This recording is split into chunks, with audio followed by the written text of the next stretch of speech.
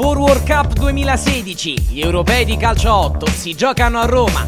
Scegli la maglia della tua nazionale e vinci 10 weekend in una capitale europea.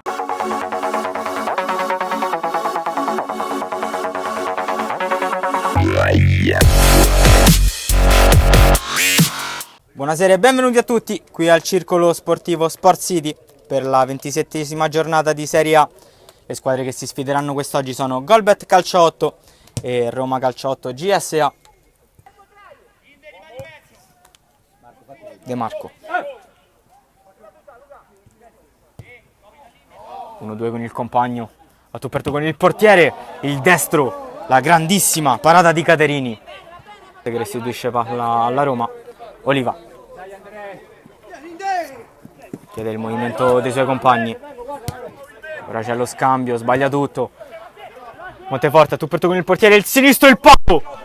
Seferi pressato da addirittura 2 uomini, prova ad andarsene, costretto a rientrare, sposta il pallone sul sinistro, lo prova ora, palla che finisce di poco fuori tra le mani di Caterini. Ora la Roma Calcio 8 tiene palla, possesso palla, viene recuperato dalla Golbet con Monteforte a tu per tu con il portiere, prova a superarlo con lo scavino, l'angolo di tiro, c'è l'intercetto da parte del centrocampista Stornelli, angolo battuto subito, il sinistro, Opara in 2 tempi, Maroder trova Monteforte, riesce a girarsi tra 2 giocatori, il sinistro di Monteforte e palla che finisce in rete, 1-0, la sblocca Matteo Monteforte. Stornelli riesce a recuperare questo pallone, la gira per Monteforte, 2-0 Golbet Calcio 8, Monteforte a tu per tu con Caterini. Opara trova De Marco, subito attaccato da Oliva, riesce a girare però per Monteforte che riesce ad andarsene contro 2 giocatori, ancora Monteforte entra in area di rigore, Monteforte il sinistro che si stampa sul palo,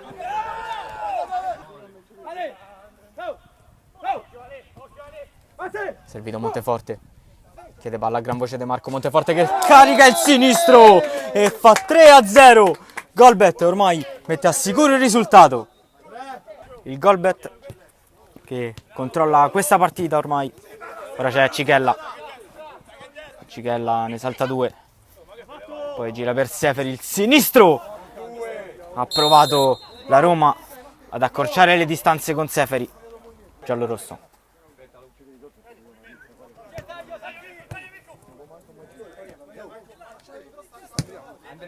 Serie di scampi e poi il lancio lungo, cercare Seferi, al volo Liotti, alto sopra la traversa,